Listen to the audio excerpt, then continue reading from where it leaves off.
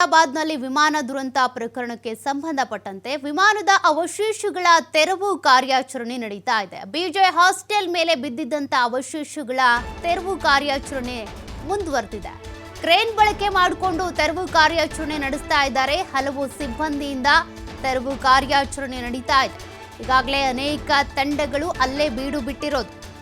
NDRF, NSG, ಎಐಬಿ, CISF, FSL ಎಲ್ಲ ತಂಡಗಳು ಕೂಡ ಅಲ್ಲೇ ಒಂದಷ್ಟು ಸಾಕ್ಷ್ಯಗಳ ಕಲೆ ಹಾಕೋದಿರ್ಬೋದು.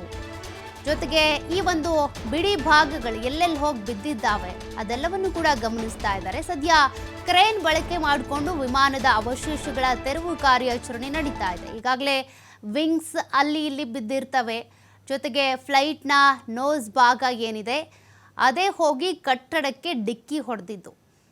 ಆ ರಭಸಕ್ಕೆ ಎಲ್ಲವೂ ಕೂಡ ಈಗಾಗಲೇ ಅಲ್ಲಿ ಅವಶೇಷಗಳು ಚೆಲ್ಲಾಪಿಲ್ಲಿಯಾಗಿ ಬಿದ್ದಿದ್ದಾವೆ. ಸದ್ಯ ಅವಶೇಷಗಳನ್ನು ತೆರವುಗೊಳಿಸುವಂಥ ಕಾರ್ಯಾಚರಣೆ ನಡೀತಾ ಇದೆ.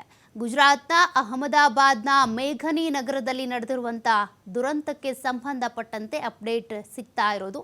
ಸದ್ಯ ಬಿಜೆ ಹಾಸ್ಟೆಲ್ ಮೇಲೆ ಬಿದ್ದಿರುವಂಥ ಮೆಡಿಕಲ್ ಕಾಲೇಜಿನ ವಿದ್ಯಾರ್ಥಿ ನಿಲಯ ಏನಿದೆ ಅಲ್ಲಿ ಬಿದ್ದಿರುವಂಥ ಫ್ಲೈಟ್ನ ಭಾಗಗಳನ್ನು ತೆರವುಗೊಳಿಸುವಂಥ ಕಾರ್ಯಾಚರಣೆ ನಡೀತಾ ಇದೆ.